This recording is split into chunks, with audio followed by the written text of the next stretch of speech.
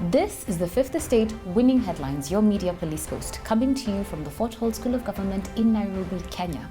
In this segment, we summarize some of the headlines that you might have missed this morning. We also take a look at the political pieces that we call cartoons in this country. Today is the 27th of July, 2022, and I am Miss K. I'm JM. And I am GK. In case you missed the headlines, here they are. In the Daily Nation, Ruto's field day as Raila skips debate. In the Standard, Ruto tackles the hard questions. In the Star, dams dropped to punish me, says DP Ruto. In the People Daily, Ruto fights alone as Raila skips debate. William Ruto's solo debate yesterday was a 101 lesson for young and inexperienced politicians on how to deflect interview questions.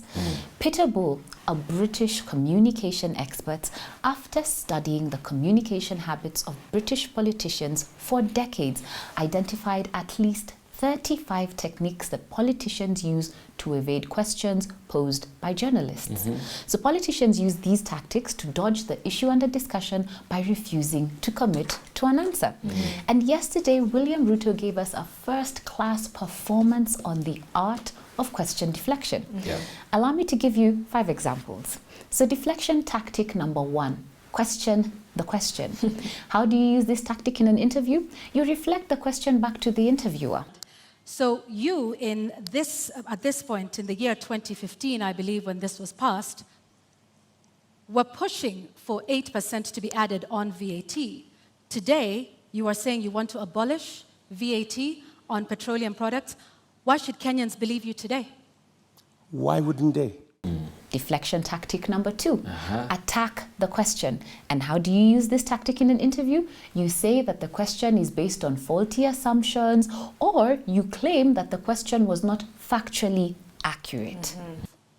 Do you believe money was lost? I don't believe any money was lost. Deflection tactic number 3, make a political point. How do you use this tactic? Instead of answering the question, attack an external group, like your opposition or a rival. When you say today that the food security aspect of the Big Four agenda was sabotaged, what exactly do you mean? What failed in the Big Four agenda with regards to food security? Precisely that. It was sabotaged. By who and how? Because you know as well as I do that we never got to implement that plan. Immediately, we changed course, and the whole Big Four plan was shelved. And we went on a tangent because of the handshake equation. We went to handshake, to BBI, and the rest is history. Deflection tactic number 4, give an incomplete answer. How do you use this? Start to answer the question, but change the subject or give a partial answer. Why would Kenyans believe you when you say that this is something you will do if elected president? Because I have never been president before. And finally, deflection tactic number 5, defer to the will of others. How do you use this? Refer to the will of constituents, the will of your party, Kenya Kwanza, or the Kenyan people, and imply that what you are doing is your duty to comply with their will. Mr. Deputy President, you don't have any record, any public record of you saying that these contracts should be made public. Why? You see, as Deputy President, there is so much that you can do. In fact, my role, my oath of office, has 3-4 functions. I have discharged that responsibility to the best of my ability. I will end with a warning. Beware of Janus-faced politicians masquerading as saints. In Roman mythology, Janus was the god of duality. He was depicted as having 2 faces that were looking in opposite directions. Having a Janus face, very two-faced, is figuratively figuratively speaking, understood as being two-faced, as JM has said, hypocritical or insincere. Yes. And what Ruto has given us, there are concrete answers to those questions. Some of those questions before, and he said them. They are on the internet, and some Kenyan will find those videos and do a side-by-side comparison. Go to Twitter, for example. Yes. And politicians have always been depicted as being two-faced, giving inconsistent messages out of both sides of their mouths. This is standard practice worldwide. That's right. What is distinctive here and what must be called out is doublespeak that is masked as principle. Yes. Take heed that you are not deceived. That's right. Now, I want to highlight the insincerity of this Mamamboga moment. Yes. It was such an elaborate moment. It was. He came in displaying Mamamboga. For a moment, I thought Mamamboga was going to be the one debating. They used her for a photo op and then proceeded to push her to the back. Now, while we can agree that politics is mostly theatre and showbiz, in this small moment, we caught a glimpse of how carefully curated the Hustler campaign has been until now. This Mamamboga moment reminded me of Trump in 2020, when he stood in front of a church holding a Bible, moments after tear-gassing the crowd to ask for protests across the nation to stop. The irony was not lost on many. Now, I liken Ruto's Mamamboga's narrative to Moi's Wanjiku. A Wanjiku who for 24 years he would often call upon, but in the end demonstrated just how much he never really cared for. He would make decisions in the name of Wanjiku, but in reality he would have little or no regard for his or her needs. William Ruto's framework for the debate was simple, with each answer to paint himself as a victim and an outsider of the Jubilee government. But he came off more as a political narcissist. That is why Ruto stood on national TV and told us too simply that he is a candidate that will fix the 5 million unemployed and the 15 million Kenyans blacklisted in CRB. But when questioned how he would do it, Ruto simply repeated that he will raise revenue. When prodded more on how he will do this, his solutions languished in vagueness. If he was being sincere, he would acknowledge that the fact that Kenya under Uhuru Kenyatta has actually raised its highest revenue on record at 2 trillion Kenya shillings. That's right. Overall, Ruto failed to convince the public that many decisions were made to punish him. When questioned on why he had remained silent on matters of national security, up until now, it became painfully obvious that Ruto's strategy to paint himself as the outsider in Uhuru's government had failed. He also failed to convince us that the Big Four projects had failed because of the handshake. In fact, I was very curious to know which part of the handshake handled Kimwarer and Aurora. Ruto complained about Jubilee's government spending, yet has never officially asked for there to be more transparency, until now. When he questioned the funding for Uhuru Gardens Museum, he conveniently left out that these gardens had been land grabbed by unscrupulous private individuals. That's right. Would Ruto have preferred it that it stayed that way? Yes. Ruto has mastered camouflaging his real stance on a majority of the issues. That's right. If he had Kenya's interests at heart, why, as a matter of principle, did he not do the honorable thing and resign? It is because Ruto's path is all math. He has greatly benefited from this administration. And it is clear he has always prioritized his own elite economic interests versus those of the Mamamboga. Absolutely. I'm absolutely appalled that Ruto could have spoken against this whole idea of Uhuru Gardens. I know. Uhuru Gardens used to be a den of depravity under the people who used to run it, who are his allies. They're running for MP in Kibra or Langata, whatever it is. Really, really, sincerely, does he really mean it when he say that, we did this out of our own budget? Anyway, I want to talk about camouflaging today. Yes. So on to camouflaging. They say you cannot teach an old dog new tricks.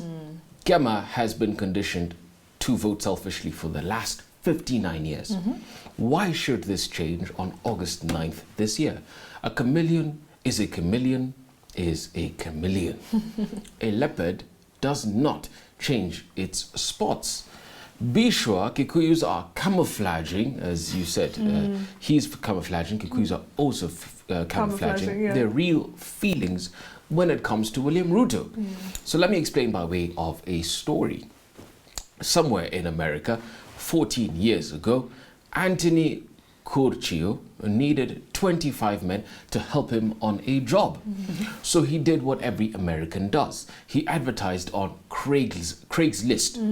And the pay was good, $28 an hour. That's about 3,000 bob. The job, landscaping work. But he gave the applicants a condition.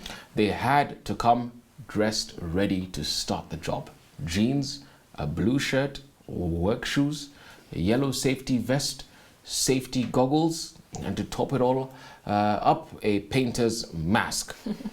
The meeting place was in the Bank of America parking lot. The date, September the 9th. So, at the appointed hour, dozens of men showed up, dressed, eager and ready to roll. Once they arrived, they looked around for the boss, but there were just lots of other people dressed like them, right? Then an armored car routinely pulled up outside the Bank of America, and a guard went into the bank. A minute or so later, he came out with 2 sacks of money that they were going to load into ATMs all over Washington. Then suddenly, one of the landscapers pepper sprayed the guard, grabbed the sacks of money and ran off. Everybody stood around wondering what the hell was happening. They quickly figured out it was a robbery, a heist. Eventually, the police showed up and they asked for a description of the robber. All anyone could repeat was what he was wearing. Jeans, blue shirt, work shoes, yellow safety vest, and the safety goggles, and a painter's mask, just like the dozens of other men standing in the car park. The police checked the CCTV, but everyone fitted exactly that description. That day, Anthony Curcio escaped with $400,000 or 44 million shillings. Anthony behaved like a Kikuyu. So how did sneaky Anthony do it? He did it by reversing conventional wisdom, right? Rather than make himself blend into the environment, he changed the environment to blend in with him. I love it. Right? He had been setting up the robbery for weeks, dressed as someone nobody would notice, a landscaper, sweeping up, picking weeds, cutting grass. He noted the days and the times the armored vehicle came, when it had the biggest bags of cash as well. He noted the number of guards and their security routine. All he needed on the day of the robbery was to make sure no one could identify him. So he advertised then for several dozen people dressed exactly like him to be standing around in that spot at exactly that hour. Now, Anthony gave us a new take on camouflage, fitting in so no one will notice you, because that's what he wanted, not to be noticed. Now, that is precisely what Kikuyus are doing. For now, they want to fit in so that no one will notice them. Come August 9th, they will reveal their true colors. They will reveal their true colors. Before the running mates were announced in mid-May, Raila Odinga was only guaranteed 25% of Central Kenya.